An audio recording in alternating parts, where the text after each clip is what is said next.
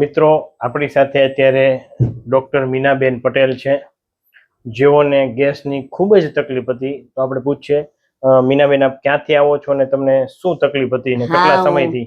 હું સારસા સત્કલ આઈ હોસ્પિટલની સુપ્રિન્ટેન્ડન્ટ છું. અમારા ગુરુજી દ્વારા જે હોસ્પિટલ ચાલે છે એનું એડમિનિસ્ટ્રેટિવ વર્ક હું સંભાળું છું. મને 2-2.5 વર્ષથી ખૂબ ગેસનો પ્રોબ્લેમ હતો.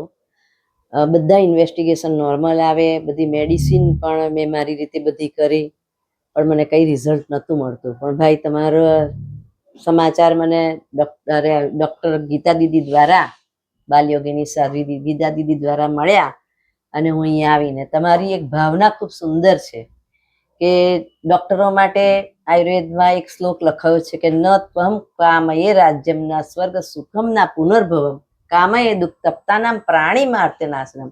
તમારી ભાવના એટલી સુંદર છે કે નથી ઈચ્છા સ્વર્ગની કે નથી પુનર્જન્મની કે મને બીજી કોઈ જ ઈચ્છા નથી, ખાલી પ્રાણી માત્રના, મનુષ્ય માત્રના દુઃખ દૂર કરવાની મારી ભાવના છે. એ તમારી ભાવના ખૂબ સરસ રીતે સફળ થાય છે.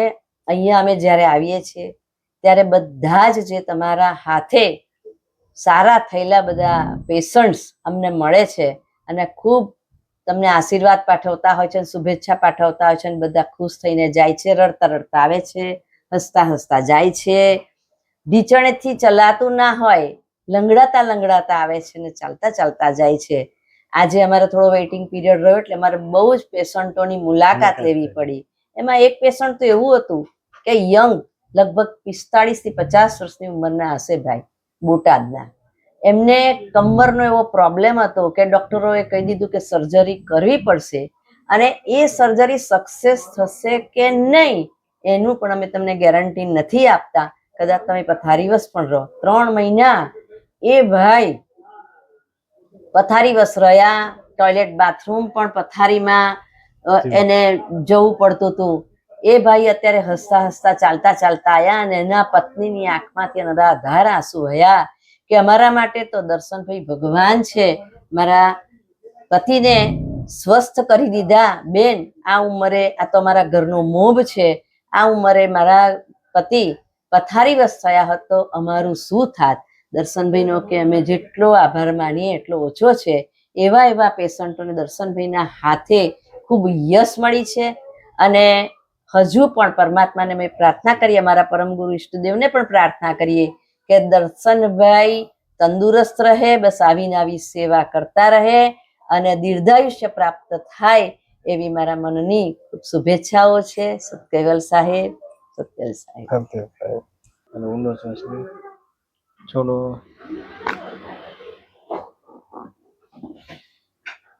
ઊંડો શ્વાસ લો, છોડો. ઊંડા સુઈ જાઓ માતાજી.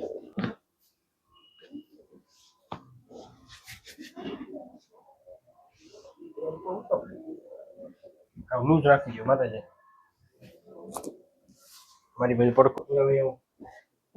નીચેનો પગ સીધો કરો માં, સીધો કરો આમાં. બસ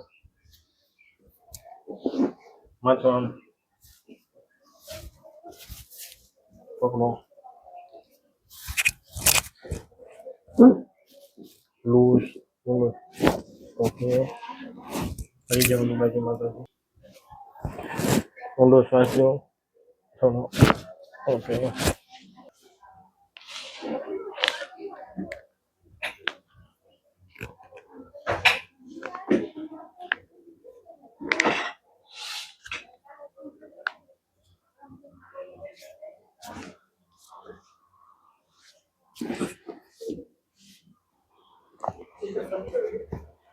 ઊંડો શ્વાસ લો, છોડો.